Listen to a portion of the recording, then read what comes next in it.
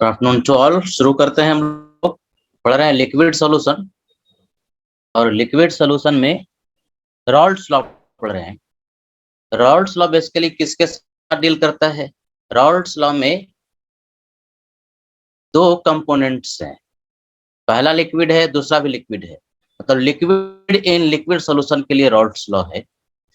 रॉल्ड्स law में हम लोगों ने कुछ फार्मूला देखा और उन फार्मूला पर कुछ न्यूमेरिकल किया। तो न्यूमेरिकल्स करने के लिए जो फार्मूला हमने लास्ट क्लास में सिखाया था वो बढ़िया से याद होना चाहिए। जल्दी से मैं उसको रिवाइज कर देता हूँ 2 मिनट में।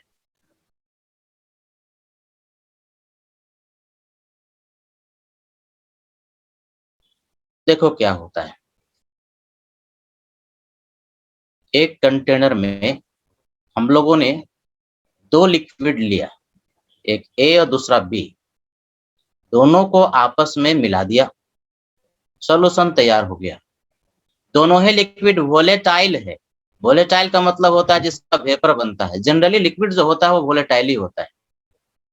तो किसी टेम्परेचर पर ए का भी वेपर बनेगा और बी का ही वेपर बनेगा, है कि नहीं? तो नीचे में कुछ लिक्विड ए और बी दोनों का छूट गया और ऊपर में वेपर में भी दोनों का ए और बी मौजूद है। तो जो लिक्विड फेज में ए और बी रह गए उसको हम लोग कहते हैं लिक्विड फेज। तो ये लिक्विड फेज है। और ए और बी दोनों ही वेपर फेज में गया तो ऊपर में जो वेपर बना ना उसको बोलते हैं वेपर फेज। यानी हमारे पास दो फेज हो गए, लिक्विड फेज और वेपर फेज। अब डिफाइन किया, क्या डिफाइन किया? ये जो ए और बी है उनका मोल फ्रैक्शन लिक्विड फेज में डिफाइन कर दिया एक्स ए और एक्स बी। मतलब एक्स जो है रिप्रेजेंट कर रहा है मोल फ्रैक्शन को लिक्विड फेज में। एक्स ए का मतलब मोल फ्रैक्शन ए का लिक्विड फेज में, एक्स बी का मतलब मोल फ्रैक्शन बी का लिक्विड फेज में। अब वेपर फेज में भी ए और बी है, यहाँ भी ए है और यहाँ पर भी बी है।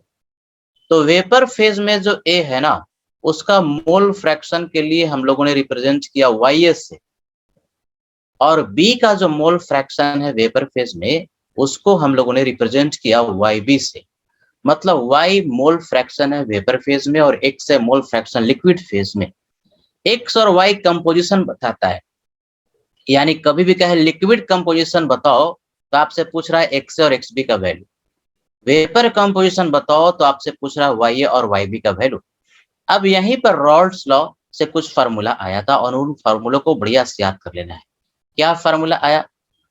तो वेपर प्रेशर लिक्विड ए के चलते अब जो सॉल्यूशन में होगा उसको पीए कहते हैं। तो PA is equal to PA not and multiplied by X से फार्मूला नंबर 1। दूसरा फार्मूला वेपर प्रेशर बी का सॉल्यूशन में PB not and multiplied by X B. ये पीए नॉट और पीबी नॉट क्या है? वेपर प्रेशर प्योर ए और pure B का है। पीए नॉट प्योर ए का वेपर प्रेशर है और पीबी नॉट प्योर बी का वेपर प्रेशर है। दोनों को जोड़ देते हैं तो पीटी मिलता है। पीटी का मतलब total vapour pressure of solution. दोनों को जोड़ देंगे तो एक और फार्मूला आ गया, PA not X A plus PB not X B, है कि नहीं? अब इसी पीटी को हम ऐसे भी लिख सकते हैं, एक्स बी को रिप्लेस कर देंगे 1 माइनस एक्स से, तो एक और फार्मूला आ गया, P B not plus P A not minus P B not and multiplied by X A, यानी P T as a function of X A. तो ये चार फार्मूला आपको बढ़िया से याद कर लेना था। और फिर वेपर कंपोजिशन में वाई ए और वाई बी आता है। तो वाई ए के लिए क्या फार्मूला? वाई ए के लिए फार्मूला था पीए अपॉन पीटी। पीए अपॉन पीटी का मतलब क्या? पीए के लिए फार्मूला हमारे पास पीए नॉट एक्स ए, और पीटी जो है यही वाला पीटी आप यहाँ पर पुट कर देंगे। जो फार्मूला से आएगा पीटी यहाँ पुट कर दोगे तो वाई आ जाएगा। अगर वाई मिल गया तो वाई बी के लिए हम क्या करेंगे? 1 में से वाई को माइनस कर देंगे तो वाई बी का वैल्यू मिल जाएगा। तो इतने फार्मूले रॉल्ड्स लॉ में है और इसको बढ़िया से आपको याद कर लेना है। और इन फार्मूला पर मुझे याद है 2 न्यूमेरिकल हम लोगों ने किया था। कुछ और न्यूमेरिकल हम लोग लेते हैं। तो ये आपका नोट किया हुआ है। आगे बढ़ते हैं थोड़ा। तो चलो रॉल्स लॉ को कुछ और न्यूमेरिकल से हम लोग समझते हैं। एक क्वेश्चन है,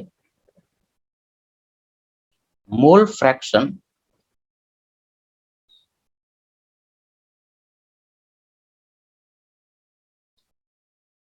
of benzene in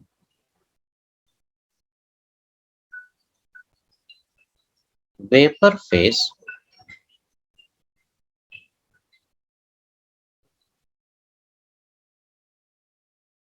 is equal to 0.4 in a solution of benzene and toluene.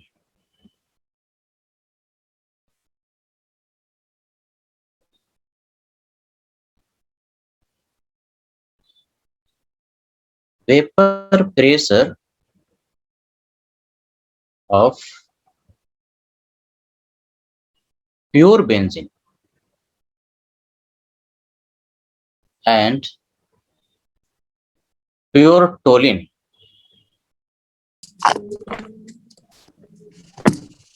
are 100 mute कर लो सब, 100 torr and 200 torr respectively.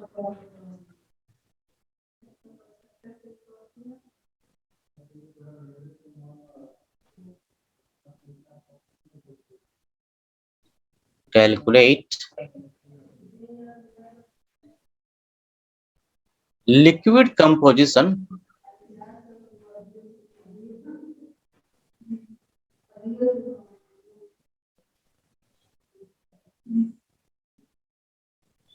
and vapor phase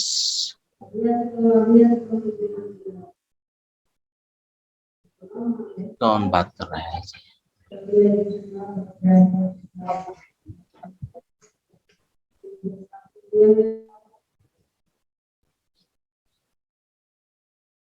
Calculate liquid composition and vapor phase, vapor pressure, not phase, vapor pressure of each liquid in solution. देखो question में क्या कहता है। Question में कह रहा है mole fraction of benzene in vapour phase is equal to 0.4 in a solution of benzene and toluene.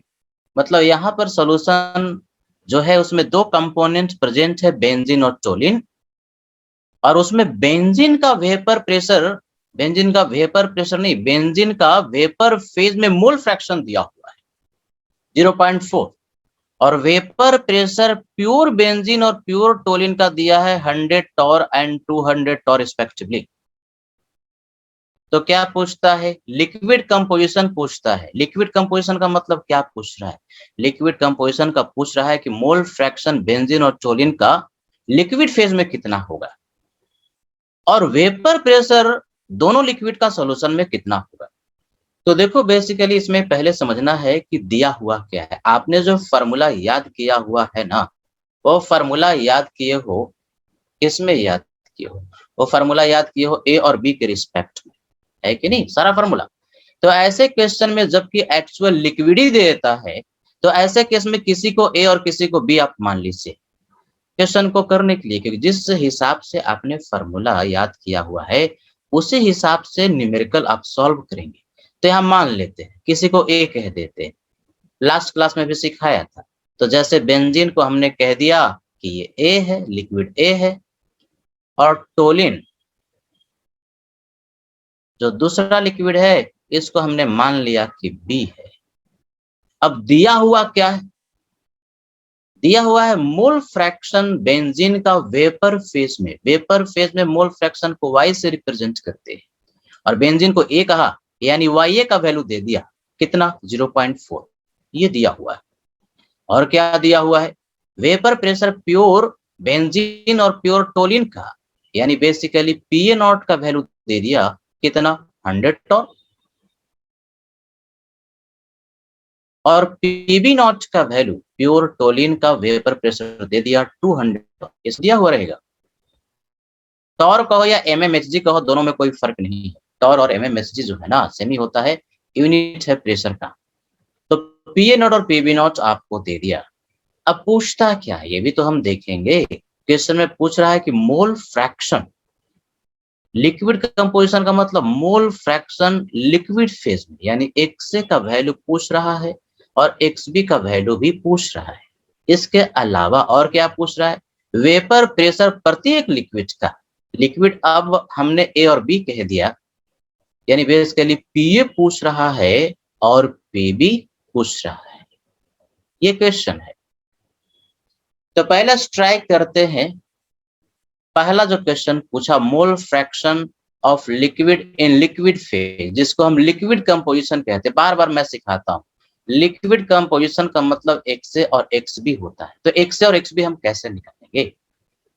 तो देखो बच्चे, आपके पास YA के लिए फॉर्मूला था। अब वही सब जो फॉर्मूला आपके पास है, क्या तो PA का, PB का, PT का, YA का, YB का, उस फॉर्मूला में देखो कि कौन सा फॉर्मूला अप्लाइड होगा। तो क्वेश्चन में YA दिया हुआ है, तो YA वाला फॉर्मूला लिखते हैं।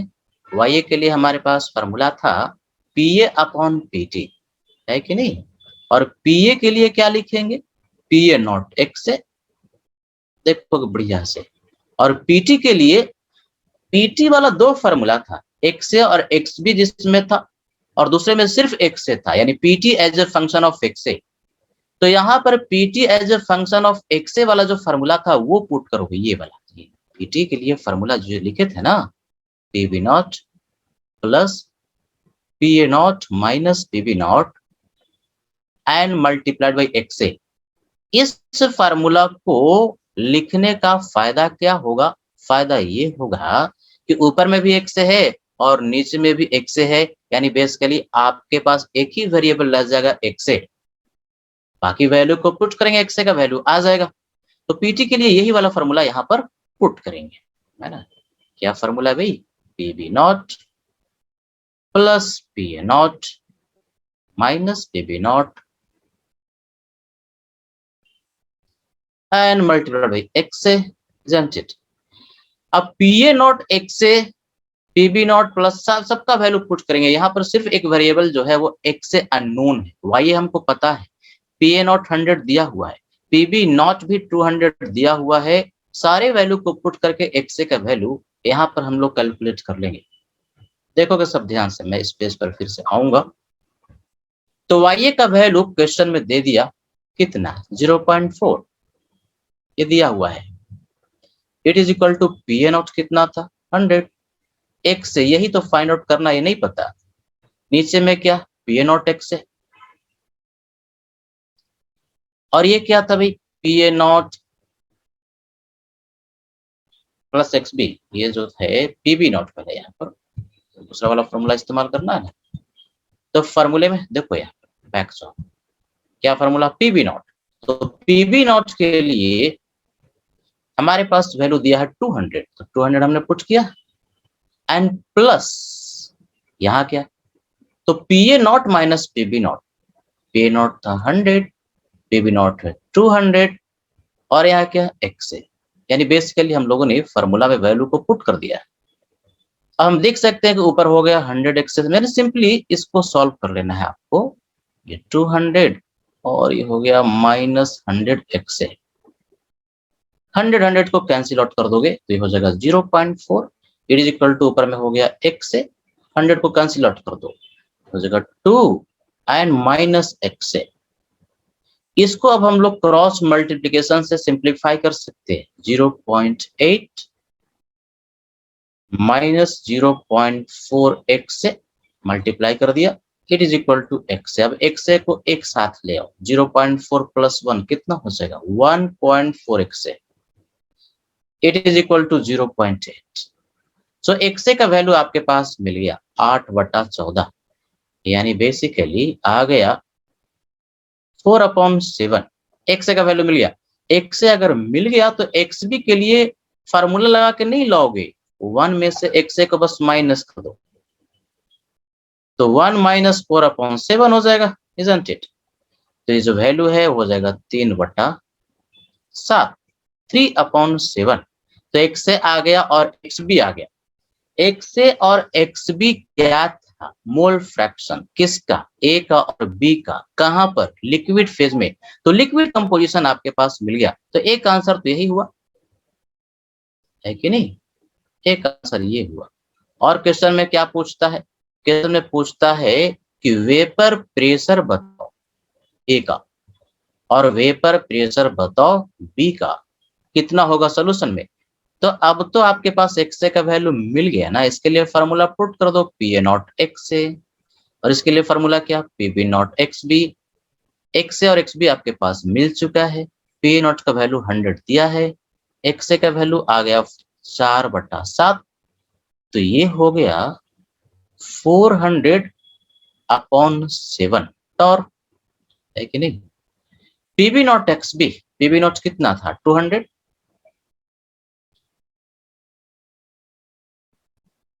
है ना?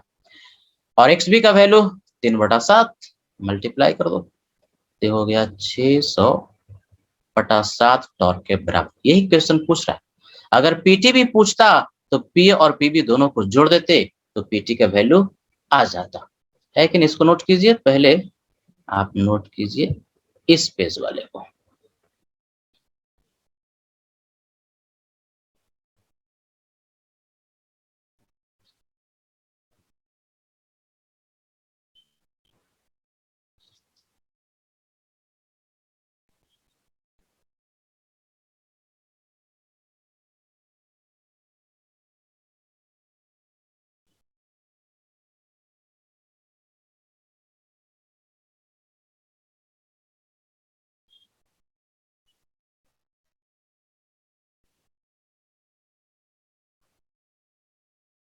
हो गया sir.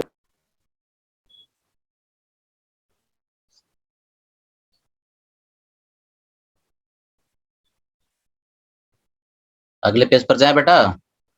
Yes sir. Yes sir. सब नोट कर लिया इसको? Yes sir. ठीक है, ये इसको नोट कर लो।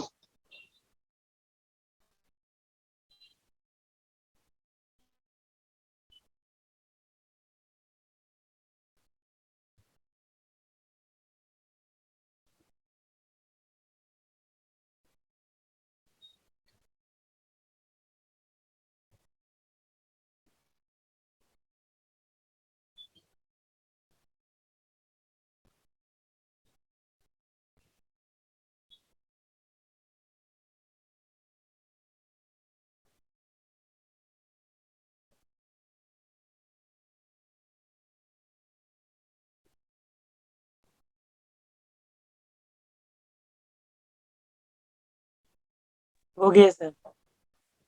सब हो गया? समझ में आया ना क्या बोले यहाँ पर? नहीं हुआ अभी सर। हाँ ठीक है, लिखते जाओ। तो ऐसा क्वेश्चन जब भी रहे ना जिसमें कि एक्चुअल लिक्विड दे दिया हो, दो लिक्विड, तो किसी को ए और किसी को बी कहे, क्योंकि फार्मूला आपने ए और बी में याद किया हुआ है, तो फिर न्यूमेरिकल करने में आसानी हो जाती। इस क्वेश्चन में मोल फ्रैक्शन वेपर फेज में एक लिक्विड का दे दिया, यानी बेसिकली y का वैल्यू दे दिया। तो y अगर दिया हुआ है तो y के लिए आपके पास फार्मूला है as a function of X A, P upon P T लिख दिए और उसको as a function of X A कर लिए।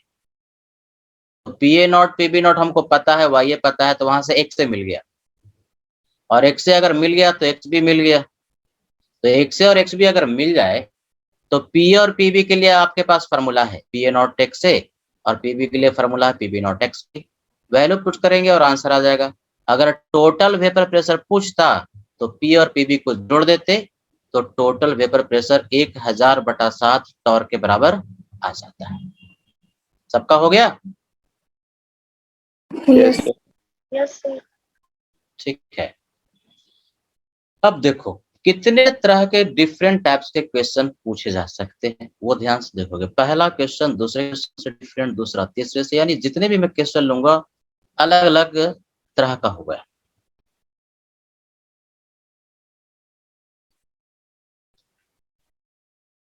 Benzene and toluene are mixed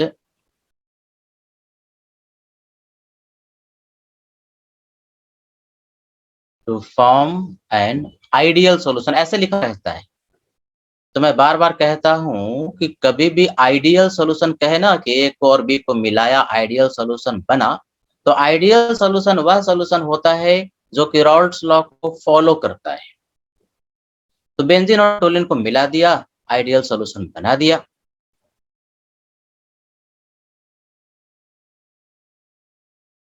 vapour pressure of pure benzene and pure toluene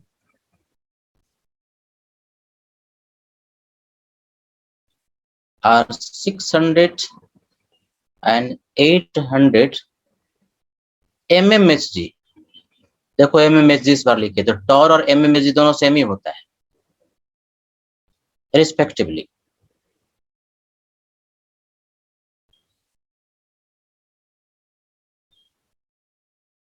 calculate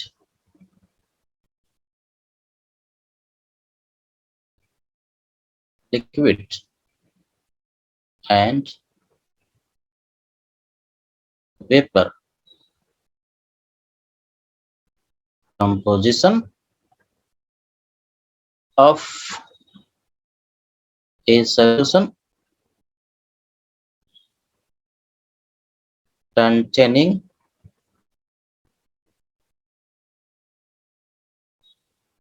these liquids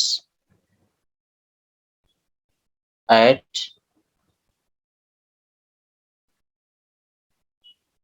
normal boiling point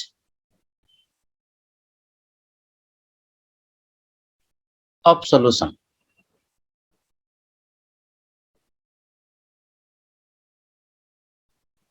क्या कहता है, पहले क्वेश्चन को समझना बहुत जरूरी होता है, क्योंकि क्वेश्चन जब समझ में आ जाता है ना तो आधा न्यूमेरिकल तो ऐसे ही हो जाता है। क्योंकि क्वेश्चन जब समझ में आता है तो फिर आपको पता चल जाता है कि कौन सा फॉर्मूला यूज करना है।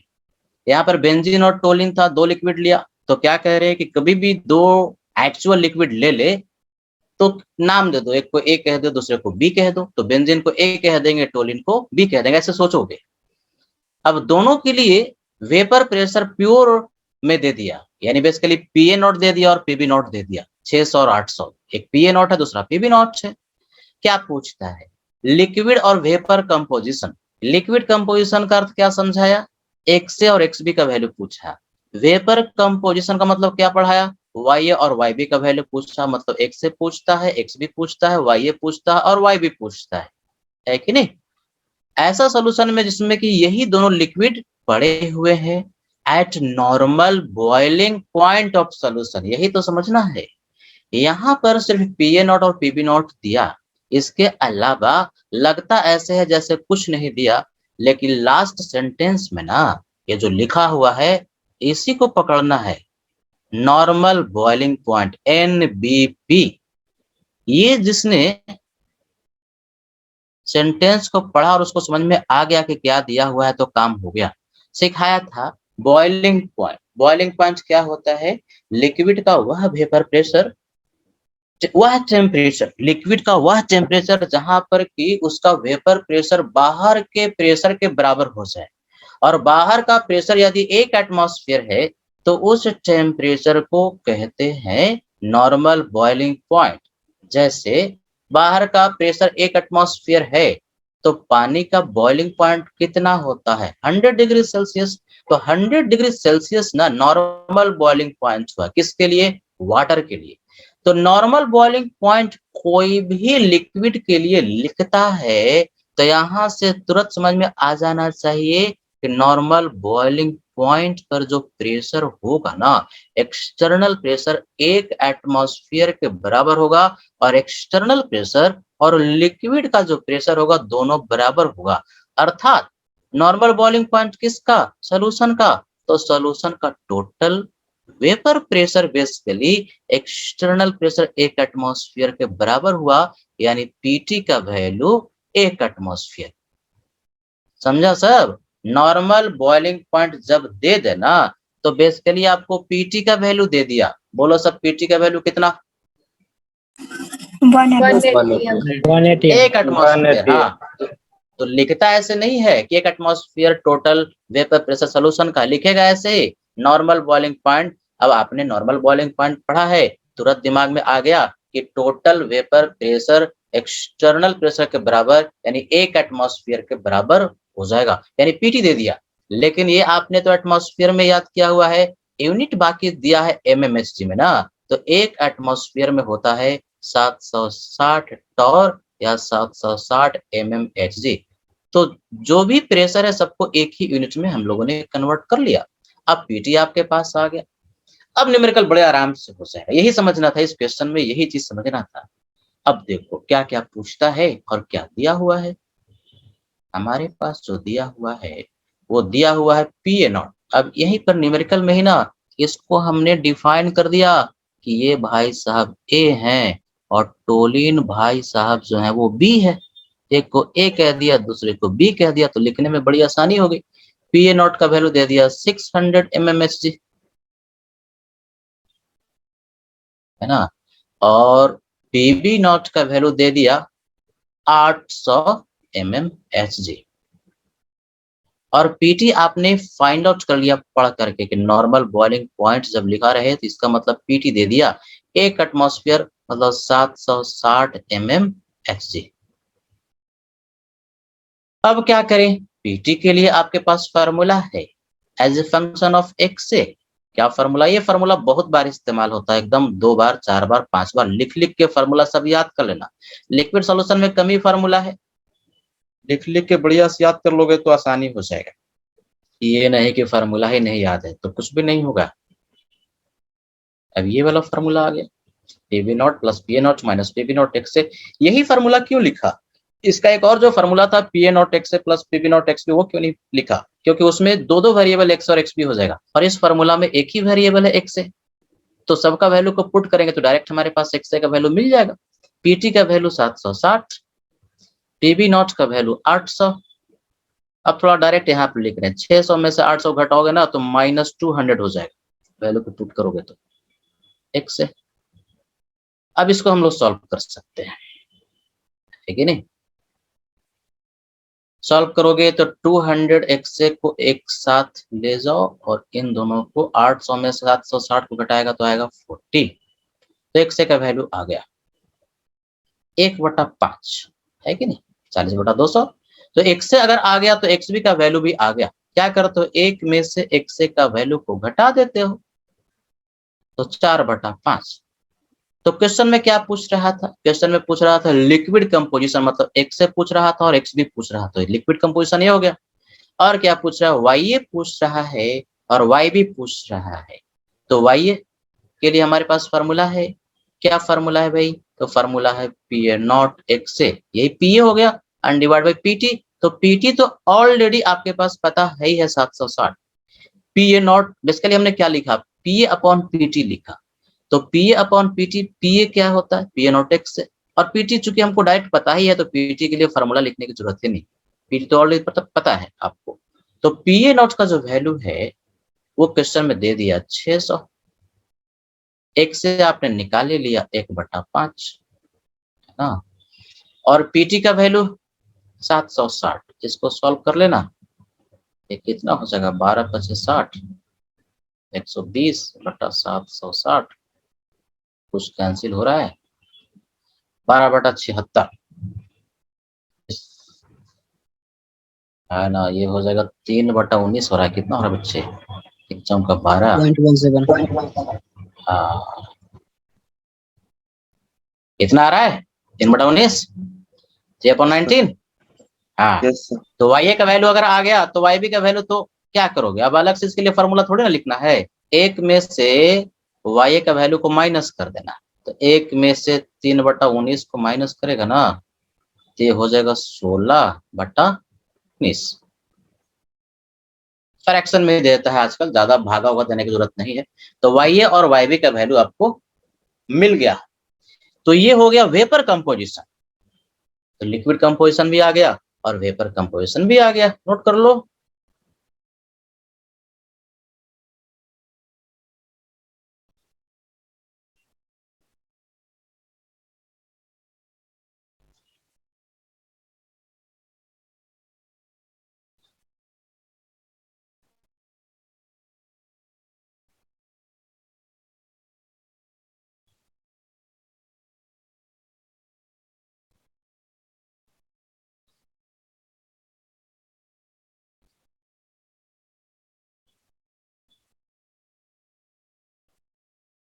हो गया सर,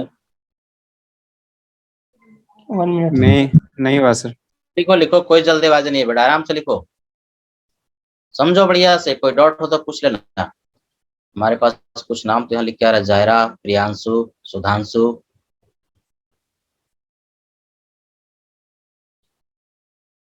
देवव्रत, प्रियांशु, पीयूष, अंकिता, भारती, अनुभव, निर्भय, राहुल, काजल, लंबे, राहुल, प्रिंस कुमार। बढ़िया से पढ़ो सब और रिवाइज करते रहना। 12th का जो टॉपिक्स है ना, रिलेटिवली 11th से इजी है, और बार बार रिवाइज करोगे, फार्मूला सब याद रखोगे, तो बोर्ड में भी अच्छे मार्क्स आएंगे। सबका तैयारी एक ही साथ फिजिकल केमिस्ट्री का होगा, जितना मैं पढ़ा रहा हूँ उसी में आपका सीबीएसई पूरा का पूरा हुआ।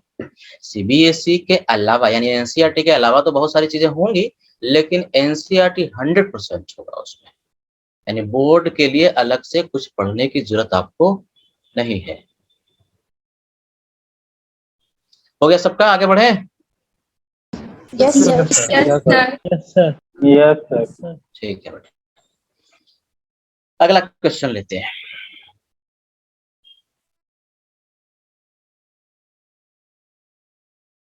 इन ए solution of ethanol and methanol,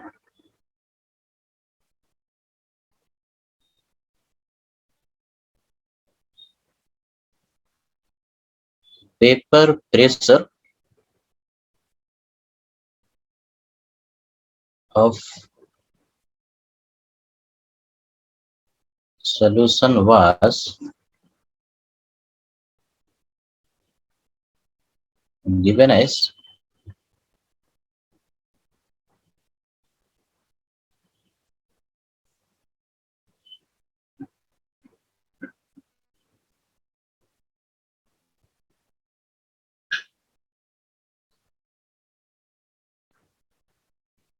where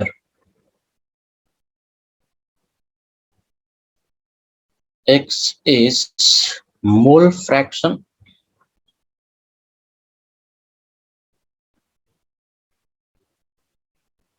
of ethanol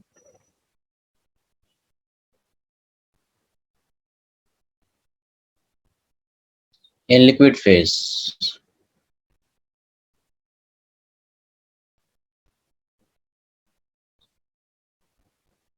Calculate vapor pressure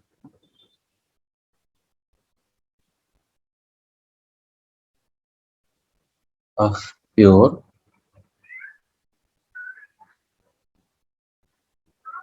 ethanol and methanol. ऐसा क्वेश्चन ना बहुत बार एंट्रेंस एग्जाम में पूछा हुआ है, और ये पूछते रहता है, बड़ा कॉमन क्वेश्चन है, ये आते रहता है और बड़ा आसान भी होता है। इसको करने का दो तरीका है, पहले क्वेश्चन समझते हैं, क्या है, कह रहा है कि एक सोल्यूशन हमारे पास है, उसमें इथेनॉल और मिथेनॉल यानी दो कंपोनेंट, दोनों को मिला दिया। Vapour pressure of solution, vapour pressure of solution का मतलब total vapour pressure of solution. देखो वेपर प्रेशर ऑफ सोल्यूशन कहो, टोटल वेपर प्रेशर सोल्यूशन कहो, दोनों में कोई फर्क नहीं है। वो दे दिया पीटी 200 माइनस 50 एक्स mmHg में दिया हुआ है, यानी PT as a function of X दिया, जहां पर कि एक्स जो है उसको डिफाइन कर दिया, एक्स है मोल फ्रैक्शन किसका, इथेनॉल का, कहां पर, लिक्विड फेज में। तो लिक्विड फेज में इथेनॉल का मोल फ्रैक्शन के रिस्पेक्ट में टोटल वेपर प्रेशर का एक एक्सप्रेशन दे दिया। क्वेश्चन में कहता है वेपर प्रेशर कैलकुलेट करो प्योर इथेनॉल और प्योर मिथेनॉल का। जैसा इसके पहले जो भी लिक्विड ले रहे थे, क्या ले रहे थे, टोलिन ले रहे थे, बेंजीन ले रहे थे, तो उसको नाम दे रहे थे कि एक ए है दूसरा बी है। तो यहाँ पर भी उसी तरह से, क्योंकि फार्मूला आपने उसी रिस्पेक्ट में और बी में याद किया हुआ है, तो किसी को ए कह दो और किसी को बी कह दो। मान लो ये ए है, इथेनॉल को ए कह दिया और मिथेनॉल को बी कह दिया, तो न्यूमेरिकल करने में बड़ी आसानी हो जाती है। तो देखो इसको दो मेथड से करते हैं, एक मेथड तो फार्मूले से और एक कॉमन सेंस से। मेथड 1 क्या भाई, PT as a function of X दिया, यानी बेसिकली ये लिखा हुआ है PT it is equal to 200 minus 50, ये एक्स है क्या, मोल फ्रैक्शन लिक्विड फेज में किसका, इथेनॉल का। इथेनॉल का मोल फ्रैक्शन लिक्विड फेज में इथेनॉल को ए कहा है, तो उसको हम लिख सकते हैं एक्स से। एक्स जो है वो बेसिकली एक्स से हो गया, क्योंकि इथेनॉल को ए कह दिया और उसी का मोल फ्रैक्शन है लिक्विड फेज में, जिसको हम लोग एक्स से रिप्रेजेंट करते हैं। तो दिमाग में आएगा क्या कि क्या PT as a function of X का कोई फार्मूला हम लोगों ने याद किया हुआ है क्या। यदि PT as a function of X का फार्मूला आपने याद किया है तो उसको लिखिए और फिर दोनों फार्मूला को कंपेयर कर दीजिए। कंपेयर करते ही जो वेरिएबल होगा ना यहाँ पर आ जाएगा। क्या पूछ रहा है, पी ए नॉट पूछ रहा है और पीबी नॉट पूछ रहा है, यही तो पूछ रहा है। वेपर प्रेशर प्योर ए का और प्योर बी का, यानी प्योर इथेनॉल और प्योर मिथेनॉल का पूछ रहा है। तो क्या करेंगे, हमें पता है फार्मूला, फिर याद किया, वी नो क्या भाई, PT as a function of X का फार्मूला हम लोग को याद है पी ए नॉट और पीबी नॉट के रिस्पेक्ट में। तो PB naught plus P A not minus PB not and multiplied by क्या, एक्स से, यही तो फार्मूला था। अब ये फार्मूला और ये फार्मूला दोनों एक ही जैसा तो है, PT as a function of X से, PT as a function of X से, दोनों को आपस में क्या करेंगे, कंपेयर कर देंगे। इन दो फार्मूला, एक जो दिया हुआ है और एक जो फार्मूला आपने वेरिएबल के रिस्पेक्ट में लिखा, दोनों को कंपेयर कर दो। ऐसा कंपेयर वाला जो क्वेश्चन है ना फिजिकल केमिस्ट्री में खूब पूछता है, आईआईटी एडवांस में भी ये आते रहता है कंपेयर करने का। फार्मूला अगर याद है तो कंपेयर करते ही आंसर आ जाता है। तो दिख रहा है कांस्टेंट वाला कांस्टेंट के साथ, यानी बेसिकली पीबी नॉट का वैल्यू ऊपर में 200 के बराबर हो गया है कि नहीं। और पीबी नॉट था क्या, ये बी क्या है, मिथेनॉल, यानी बेसिकली ये 200 mmHg जो आया पीबी नॉट का, ये आ गया वेपर प्रेशर, बीपी का मतलब vapour pressure of pure, B किसको बोले थे, मिथेनॉल को। एक आंसर तो ये आ गया कंपेयर करते के साथ ही। और एक्से का जो ये जो वेरिएबल एक्से है, दोनों का जो कोफिशिएंट है दोनों को कंपेयर कर देते हैं। तो एक्से का कोफिशिएंट फार्मूला में है P A not minus PB naught, है कि नहीं। इट इज इक्वल टू, ऊपर में -50 है, 50 नहीं, ध्यान से देखना माइनस भी लगा है तो -50। अब इसको हम लोग सॉल्व कर लेंगे। तो पीबी नॉट का वैल्यू तो 200 मिल ही चुका है, वैल्यू पुट करेंगे तो पी ए नॉट का वैल्यू आ गया 150, तो उधर चला जाएगा। तो 150 mmHg, ये पी ए नॉट था क्या, एक किसको माने थे, इथेनॉल को, और नॉट का मतलब प्योर, तो वेपर प्रेशर ऑफ प्योर क्या, इथेनॉल। ये तो पूछ रहा था, पी ए नॉट पूछ रहा था और पीबी नॉट पूछ रहा था। तो एक मेथड जो हम लोगों ने यूज किया वो सीधे सीधे फार्मूला से, जो फार्मूला याद किए हैं उस फार्मूला को लिख दिया, कंपेयर कर दिया कोफिशिएंट को और आंसर आ गया। अब मान लो फार्मूला भूल गए तो कॉमन सेंस, तो कॉमन सेंस से भी इस न्यूमेरिकल को कर सकते। इस पेज पर हम फिर से आएंगे, पहले इसका दूसरा मेथड आप लोगों को सिखा देते हैं। सर टाइम होने वाला है ना मीटिंग का? तुम पढ़ते रहो, है कि नहीं बेटा? टाइम तो निकल चुका, बहुत पहले ही निकल गया ना। कुछ नहीं हुआ, टाइम निकल गया और कुछ नहीं हुआ, मतलब आगे भी कुछ नहीं होगा। प्राइम है कि नहीं? मतलब डिस्कनेक्ट नहीं होगा, पूरा का पूरा लेक्चर बिना डिस्कनेक्ट हुए चलेगा। यस सर, प्राइम है इसलिए। हाँ, ये पेड वाला हम ले लिए ताकि कोई डिस्टरबेंस ना हो, इसमें कुछ पैसा पे करना पड़ता है, लेकिन इसमें ये होता है कि आपको कंटिन्यूटी बनी रहती है। तो हम पिछले साल भी पढ़ा रहे थे ना, तो जूम से ही पढ़ाते थे, तो मैं पेड वाला से ही पढ़ाता था। अब इस बार बिना पेड वाला से पढ़ा, मुझे बड़ा दिक्कत हो रहा था, फिर से भेजो, ये भेजो, वो भेजो। अब उतना मैं नहीं करता कि फिर से भेजो, और वो कंटिन्यूटी में ही अच्छी रखता है, तो इसमें हमने पे करके पढ़ाया है। तो पेड वाला में ना ये लगातार 2-3 दिन तक चलता रहेगा अगर चाहूँ तो। सेकंड मेथड जो है, ये देखो, सेकंड मेथड जो है वो कॉमन सेंस से हो जाएगा। क्या कॉमन सेंस? कॉमन सेंस ये देखो, यहाँ पर जो आपके पास टोटल वेपर प्रेशर लिखा हुआ है, जो क्वेश्चन में दिया हुआ 200 माइनस 50x, है कि नहीं? इतना में मैजिक दिया हुआ है। अब दो केस हो सकता है, एक्सट्रीम दो केस क्या हो सकता है? इस फार्मूला में हम लोग दो एक्सट्रीम केस ले सकते हैं।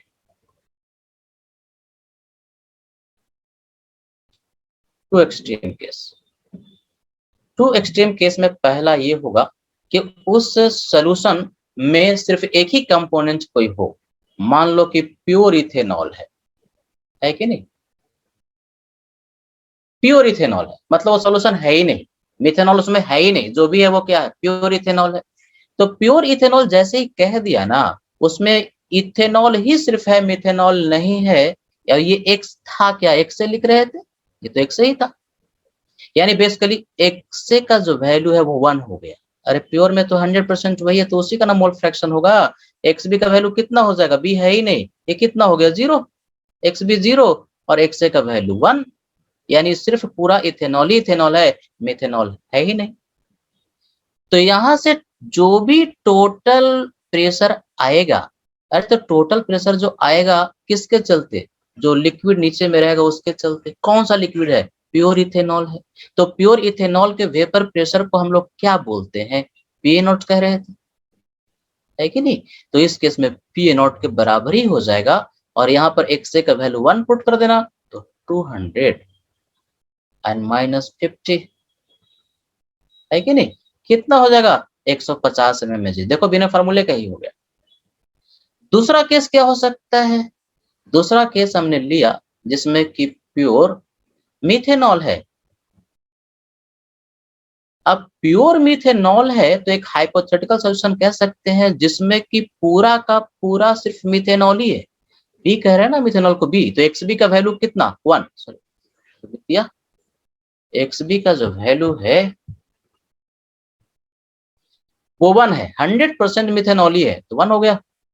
इथेनॉल है ही नहीं, तो एक्स का वैल्यू कितना? 0। Sum of mole fraction is equal to 1, sum of mole fraction is equal to 1। क्या ये बात सबको समझ में आ रही है? पहले ये बताओ। Yes sir. Yes, आ रहा है ना? हाँ, तो अब देखो, अब ये जो हम पीटी लिखेंगे, टोटल वेपर प्रेशर जो लिखेंगे, अब इथेनॉल तो उसमें है ही नहीं, जो भी है मिथेनॉल ही है, तो टोटल वेपर प्रेशर कहो या प्योर मिथेनॉल का वेपर प्रेशर कहो, दोनों में कोई फर्क थोड़ी ना होगा, क्योंकि मिथेनॉल ही है, पूरा इथेनॉल है ही नहीं। तो पीटी यहाँ पे बी नॉट के बराबर हो जाएगा। और एक्स बी का जो वैल्यू 1 है, एक्स का वैल्यू उसके रिस्पेक्ट में 0 होगा, तो एक्स का वैल्यू यहाँ 0 पुट कर दो, तो 200 माइनस 0, तो आ जाएगा 200 mmHg। ये दूसरा मेथड हो गया, यानी कॉमन सेंस से हो गया, और इसके पहले वाला फार्मूला से हो गया। जो भी मेथड स्ट्राइक कर जाए उस मेथड से न्यूमेरिकल को सॉल्व कर लेना है। नोट करो।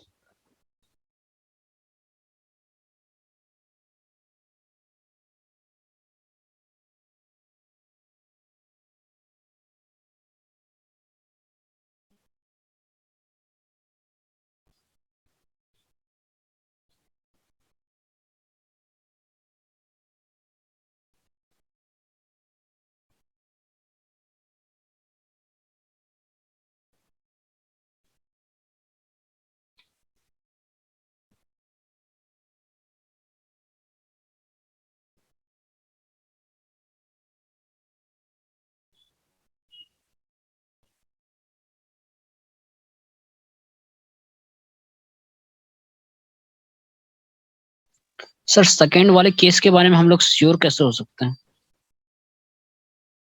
सेकंड मेथड वाला? Yes sir. सेकंड मेथड ना?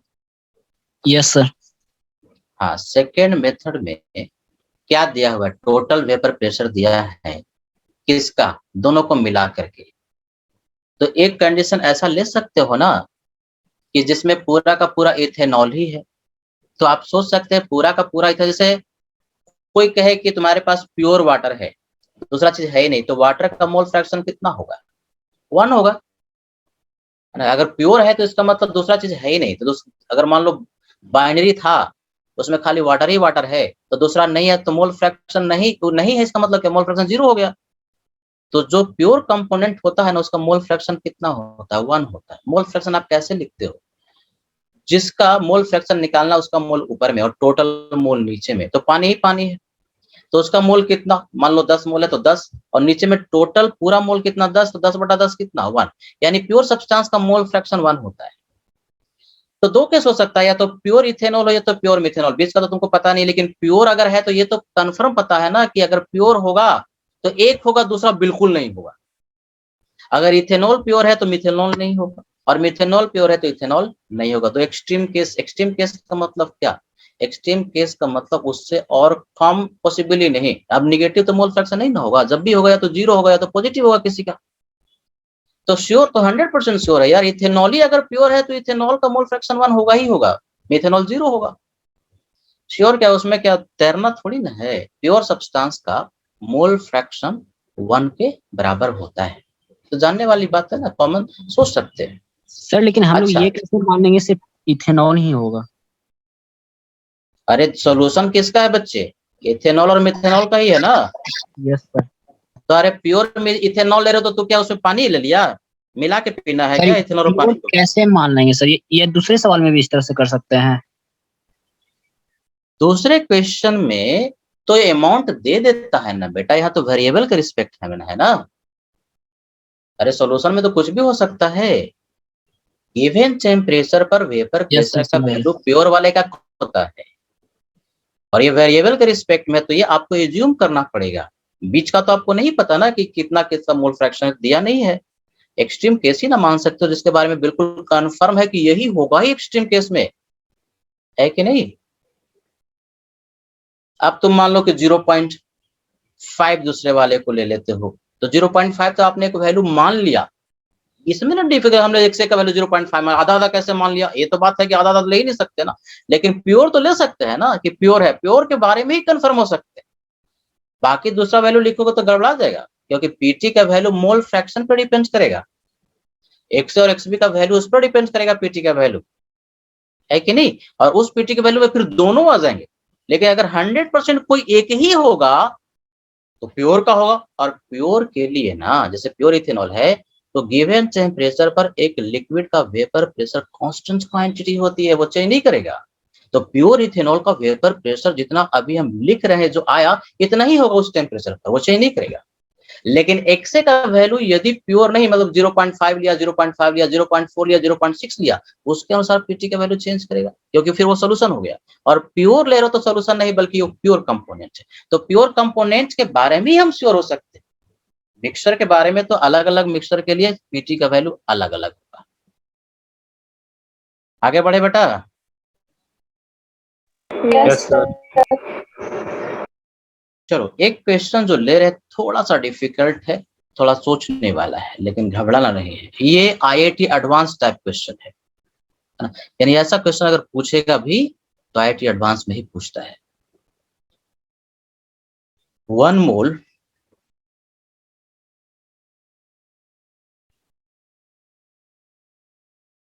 Of liquid A।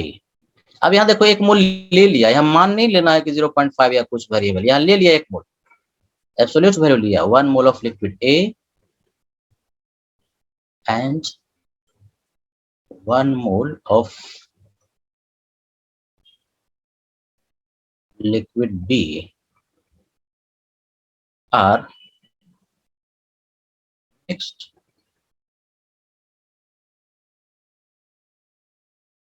to form an ideal solution। देखो फिर से लिखा आइडियल सॉल्यूशन, इसका मतलब क्या, रॉल्स लॉ को फॉलो करेगा। 1 mole of 2 mole liquids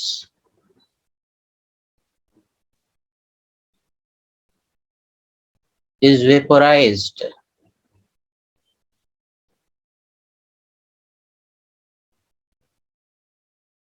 given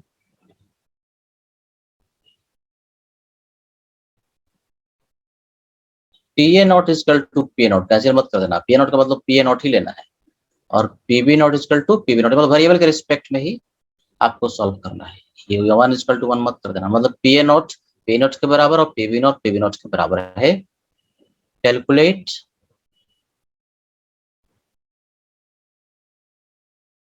total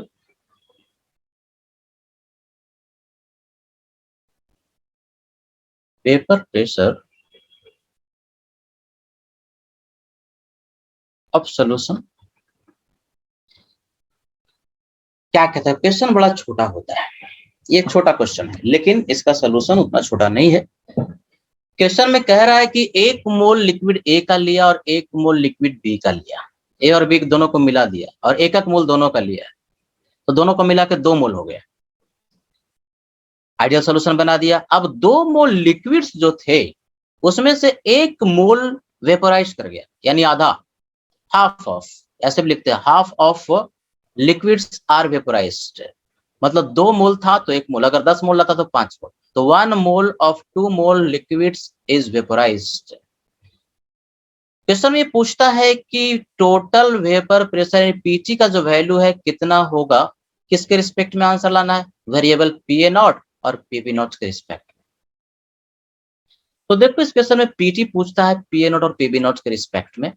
पहले समझते हैं न्यूमेरिकल को क्या क्या है।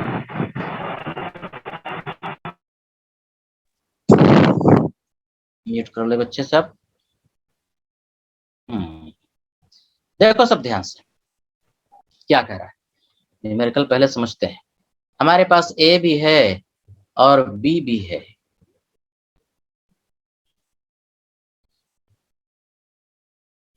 कि नहीं, तो A और B जो है वेपोराइज करके ऊपर भी A आ जाएगा और B जाएगा, यही तो सिखा रहे हैं, यानी वेपर फॉर्म में होगा और लिक्विड फॉर्म में भी हो जाएगा। नीचे वालों को लिक्विड फेज कहते हैं, ऊपर वालों को वेपर फेज कहते हैं। अब A और B दोनों को मिला के शुरुआत में जो मिला करके लिया गया वो 1 मोल था, यानी A का 1 मोल था, B का 1 मोल था, 2 मोल था। 2 मोल में से 1 मोल A और B का ऊपर चला गया, यानी बेसिकली दोनों को मिला करके 1 मोल ऊपर चला गया। अब किसका कितना ये गया है ये नहीं पता, लेकिन दोनों को जोड़ करके 1 मोल ऊपर चला गया, तो ऑब्वियस सी बात है कि 2 मोल में से 1 मोल ऊपर चला गया तो 1 मोल नीचे बच जाएगा।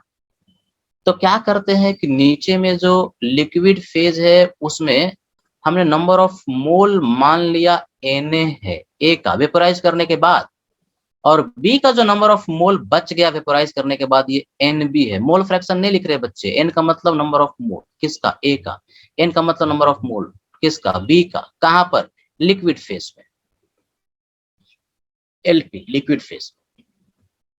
वेपर फेज में जो A का उड़ करके गया उसको Na डैश कह दो, Na डैश, और B का जो गया उसको N डैश B कह दो।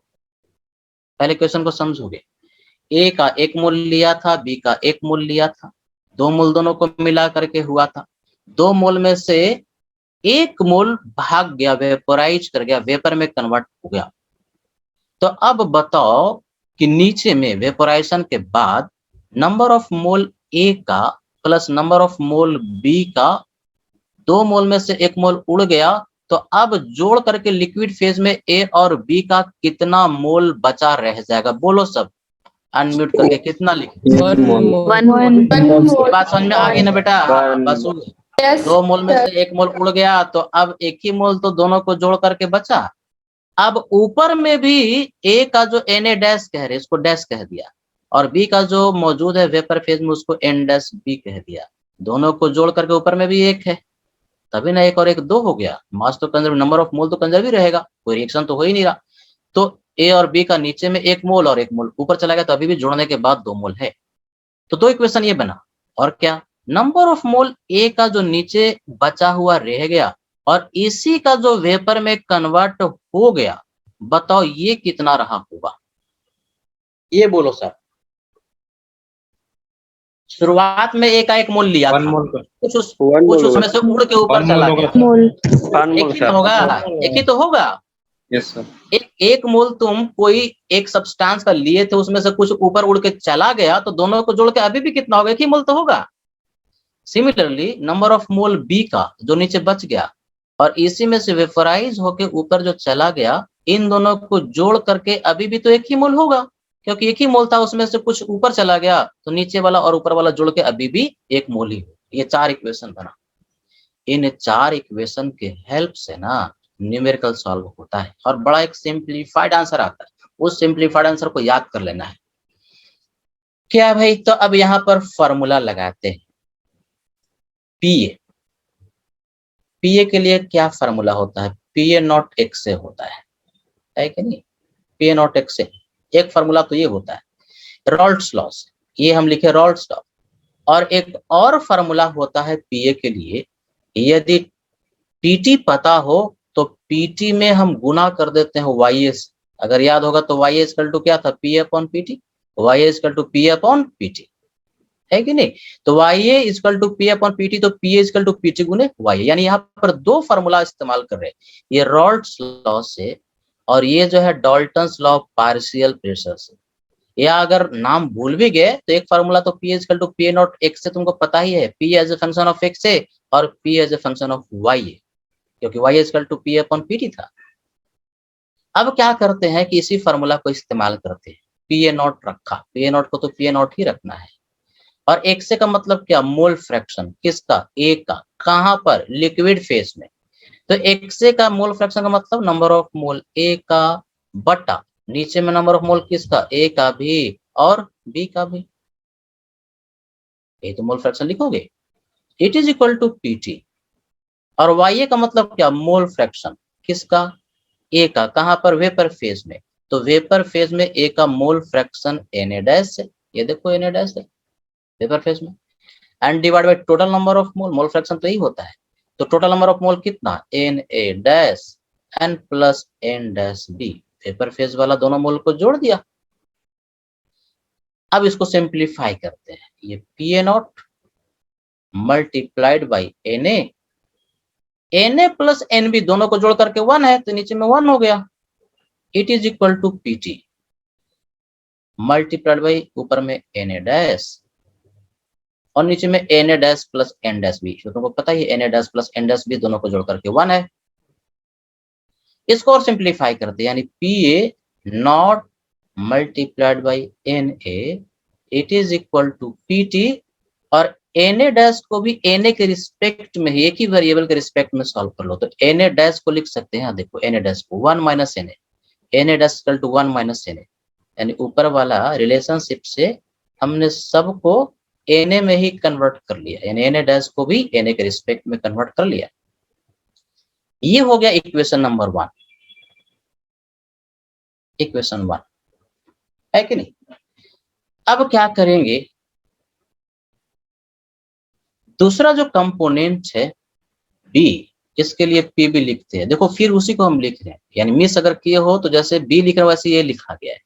पी भी लिखोगे तो फार्मूला क्या होता है? रॉल्ट्स लॉ से P B not X B. चलो इसमें तुम बोलोगे P B not X B, ये कौन सा लॉ लगाया बेटा? बोलो। Raoult's law. और वाई वाला फार्मूला याद है? अगर यहाँ लिखना चाहे तो पीटी में किससे गुना कर दें? YB से YB से, है ना? तो वहां ए के लिए था, बी के लिए एकदम सिमेट्रिकल हो गया। अब क्या करेंगे कि इसी को पीबी नॉट रखा, XB का मतलब मोल फ्रैक्शन है किसका? बी का। कहां पर? लिक्विड फेज में। तो किसका मोल ऊपर में? बी का। and नीचे में किसका? ए का भी और बी का भी, Na plus NB. मतलब एक के बराबर नीचे वाला हो जाएगा। It is equal to PT और YB मतलब क्या? Number of mole vapour phase में बी का, एन डैश बी, और नीचे में क्या? N dash A N plus N dash B total mole. अब इसको सिंप्लीफाई करते हैं, पीबी नॉट मल्टीप्लाइड बाई ऊपर में एनबी और नीचे में एन और एनबी जोड़ करके अभी एक इक्वेशन बनाए थे, एक था, इधर आ गया PT N dash B. N A dash और एन डैश बी मिलकर के कितना था? 1 के बराबर था। जो इक्वेशन था उसको हमने इस्तेमाल किया पीछे वाला। इसको और सिंप्लीफाई कर लो, सबको ए के रिस्पेक्ट में कन्वर्ट कर लो, तो PB naught multiplied by NB को लिख सकते हो 1 माइनस एन ए। कहां से? पीछे वाला equation N A plus NB जो था ना 1 के बराबर था, तो एनबी 1 माइनस एन ए, सबको एन ए के रिस्पेक्ट में कर दिया। PT multiplied by N dash B को लिख सकते हो 1 माइनस एनबी। सबम्यूट कर लो। 1 माइनस एनबी को यहां से देखो, यहां से यहां 1 माइनस एनबी, तो 1 माइनस एनबी क्या होगा? एन ए के बराबर। इस इक्वेशन को इस्तेमाल करोगे 1 minus NB basically N A के बराबर हो जाएगा। तो 1 माइनस एनबी को पीटी मल्टीप्लाइड बाई हमने एन ए लिख दिया, यानी बेस के लिए हमारे पास दो इक्वेशन आया एन ए के रिस्पेक्ट में। उन दोनों इक्वेशन को हम लिखते हैं फिर से। ये इक्वेशन सेकंड हो गया, दिस इज इक्वेशन सेकंड। जरा इसको हम म्यूट कर लें सबको। कोई म्यूट करना भूल गया है। अब देखो सब, इसके पहले वाला पेज पर जाओ, पहला इक्वेशन जो है उसको लिखते हैं, फिर से लिखते हैं। ये वाला इक्वेशन क्या था भाई? तो ये फॉर्मूला इक्वेशन है P A naught N A it is equal to P T multiplied by 1 minus N A. इस इक्वेशन में फिर से यहाँ पर लिख रहा हूँ, है ना, इस पेज पर। ये है P A naught N A it is equal to P T and multiplied by 1 minus N A. ये इक्वेशन नंबर 1 था, है कि नहीं? दूसरा इक्वेशन भी यहां से आया, क्या आया? P B naught multiplied by 1 minus N it is equal to P T multiplied by N A. ये इक्वेशन हो गया सेकंड। अब दोनों इक्वेशन को मिला करके हमको ना एन ए को कैंसिल आउट करना है। कुछ नहीं करो, बस दोनों को एक दूसरे से मल्टीप्लाई करो। इक्वेशन नंबर 1 को मल्टीप्लाई कर दो इक्वेशन नंबर 2 से। जब मल्टीप्लाई करोगे ना तो लेफ्ट वाला लेफ्ट के साथ, राइट वाला राइट के साथ। तो लेफ्ट और राइट में, लेफ्ट में इधर से एन ए, इधर से भी N A, 1 minus N A 1 minus N A सब कैंसिल आउट हो जाएगा। तो लेफ्ट में बच जाएगा P A not multiplied by P B not, right में PT multiplied by PT that is PT का स्क्वायर, ये बचेगा। बाकी सब आपस में कैंसिल आउट हो जाएगा। तो पीटी के लिए एक बड़ा ही सुंदर सा फार्मूला आ गया, और इससे सुंदर से फार्मूले को याद कर लेना, P A not P B not का स्क्वायर रूट। ये तो ऐसा क्वेश्चन जब भी पूछे तो डिराइव करना मत शुरू कर देना, नहीं तो पता चला कि आधा घंटा लगा और डेरिवेशन होकर भी गलत आंसर आया। इस फार्मूला को याद कर लोगे और ये हमेशा ही काम नहीं आएगा। ये फार्मूला तब काम आएगा जबकि क्वेश्चन का देने का तरीका कुछ इस तरह से होगा। ध्यान सुनो, क्या कि ए का 10 मोल लिया, बी का 10 मोल लिया और 20 मोल लिया था, उसमें से 10 मोल वेपोराइज कर गया, तो टोटल वेपर प्रेशर कितना होगा? तो square root of P A naught and P B naught, है कि नहीं? जैसे 20 मोल ए का लिया, 20 मोल बी का लिया, 40 मोल हुआ। 40 मोल में से 20 मोल वेपोराइज कर गया, तो अब टोटल वेपर प्रेशर क्या होगा? तो यही होगा, यानी इक्वल नंबर ऑफ मोल दो लिक्विड का लेना यदि होता है और उसमें से आधा मोल ऊपर में वेपोराइज कर जाता है, तो हर एक केस में, हर एक उसी केस में जो फार्मूला हमारे पास निकल करके आएगा वो पीटी का P A not multiplied by P B not का स्क्वायर रूट के बराबर आता है। अब जरा ध्यान सुनो, अगर क्वेश्चन रहता 5 मोल ए का लिया, 10 मोल बी का लिया और उसमें से 8 मोल निकल गया, तो फिर ये फॉर्मूला वैलिड नहीं होगा, फिर तो बड़ा लंबा जाएगा, बड़ा कठिन क्वेश्चन हो जाएगा। लेकिन इस तरह के क्वेश्चन के लिए ये फॉर्मूला हमेशा ही अप्लाइड है और बहुत बार पूछता है। इसको डिराइव करना शुरू नहीं करोगे, इसको याद कर लोगे। पहले इसको नोट कर लो, अभी करवाएंगे इस पर न्यूमेरिकल कैसे पूछता है।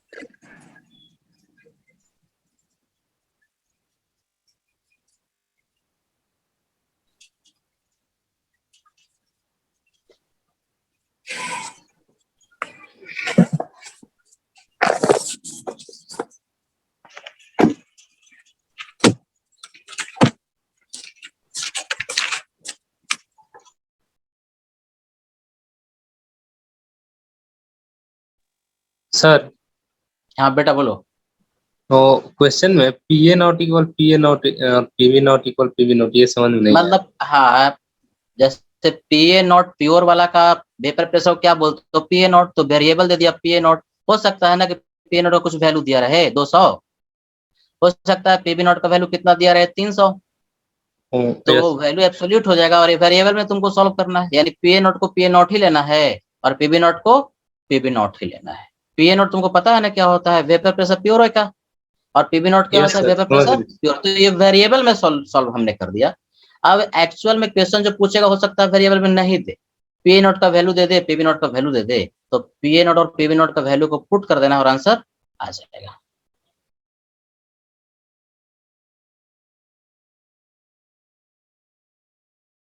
हो गए सर इधर। अगला पेश करें, नो सर। तो नोट कर लो। इसको ना अपने से करके देखना, जो एडवांस वाला बच्चा, मैं बता रहा हूँ, जो एडवांस की तैयारी करना चाहता है तो डेरिवेशन जो है उसको जो हमने करवाया अपने से लिख करके देखोगे, और जो जेई मेंस सिर्फ दे उसको डिराइव करने की जरूरत नहीं है, फॉर्मूला फाइनली याद कर लोगे जेई मेंस वाले। और नीट वाला कभी कभी क्या करता है कि नीट में बिना आईआईटी में जो क्वेश्चन पूछा है वो डायरेक्टली उठाकर कभी कभी दे देता है।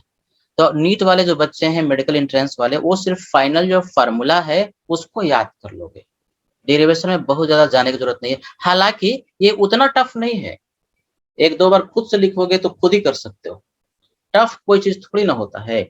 अगर आ गया करने तो आसान है, नहीं करने आया तो टफ है, बस इतना ही फर्क होता है।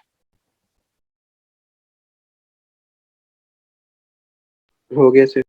आगे बढ़े, यस सर। इसको नोट करो।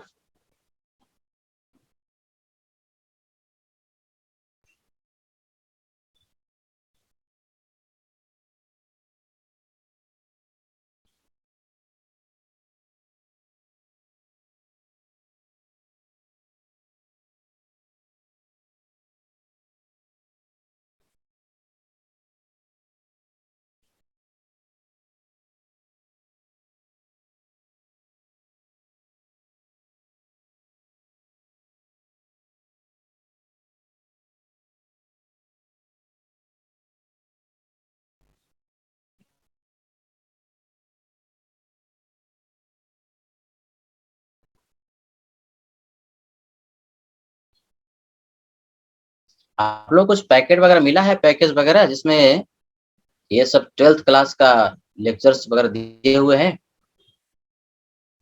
No sir. No sir. Numerical करने के लिए, तो न्यूमेरिकल कहाँ से प्रैक्टिस करते हो? डीपीपी डीपीपी से डीपीपी मिला है, डीपीपी मिला है, इस चैप्टर का थोड़े मिला। इसका नहीं मिला है। अच्छा, इसका हम बोलते हैं, दिलवा देंगे। यस सर, इस चैप्टर का नहीं मिला। अच्छा मिल जाएगा बेटा, मिल जाएगा, क्योंकि जब पढ़ोगे तो उसको साथ में प्रैक्टिस भी करते रहना जरूरी है। नोट कर लिया? जल्दी से इस पर एक न्यूमेरिकल करते हैं। Yes sir. नहीं हुआ सर, नहीं हुआ। अच्छा करो करो, फटाफट करो।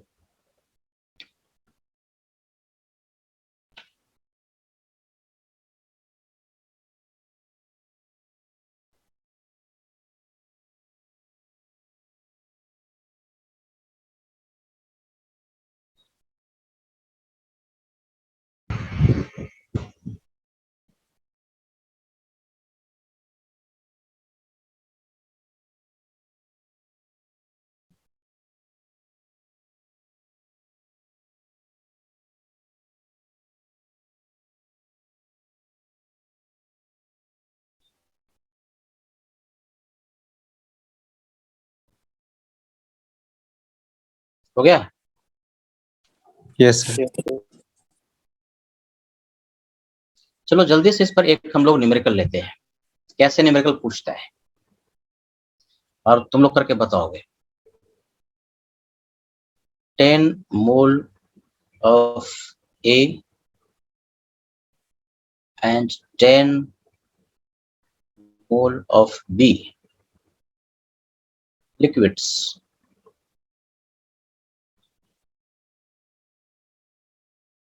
are mixed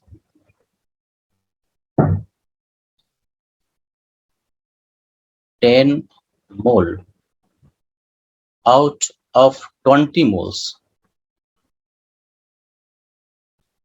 are vaporized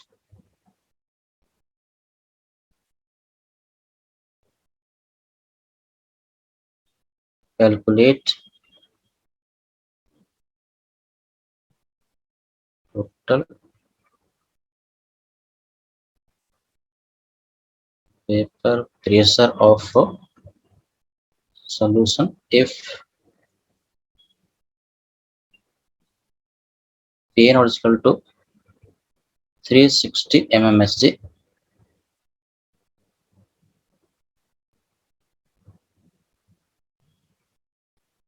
PV naught is equal to 100 mmHg। कर सकते हो? Yes, sir.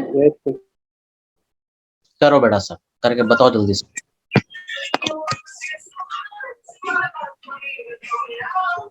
Sixty sir.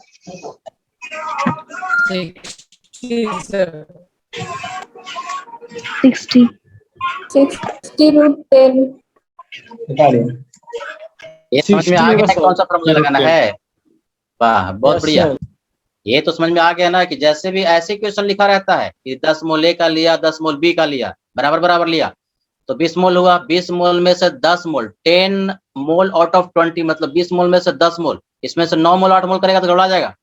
इस फॉर्मेट में क्वेश्चन रहेगा तभी वो फॉर्मूला लगेगा, यानी 10 मोल भाग गया 20 मोल में से, तो वही क्वेश्चन हो गया। यानी x मोल ए का लिया, x मोल बी का लिया, तो 2x में से x क्या हो गया? भाग गया।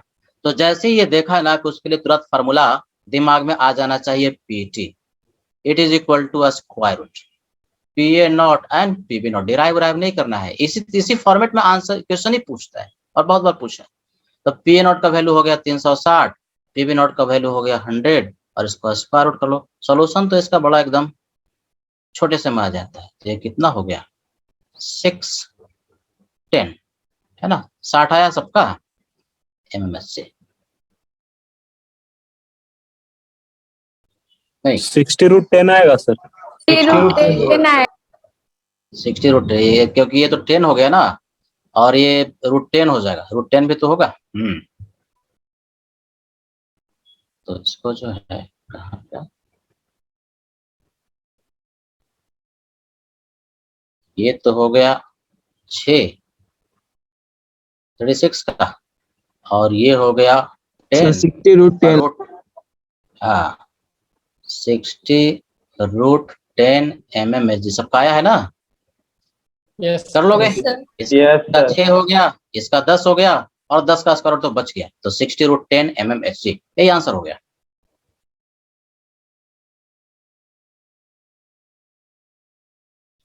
ठीक है ना? तो इसको बढ़िया से रिवाइज कर लेना, फार्मूला को 2 बार 4 बार लिखना और सारे फार्मूले आपको याद कर लेना है। तो मिलते हैं अगले क्लास में बच्चे, इसको नोट कर लीजिए। Thank you very much. Okay, thank you, sir. ठीक है। Okay, sir. Thank you sir. Thank you sir.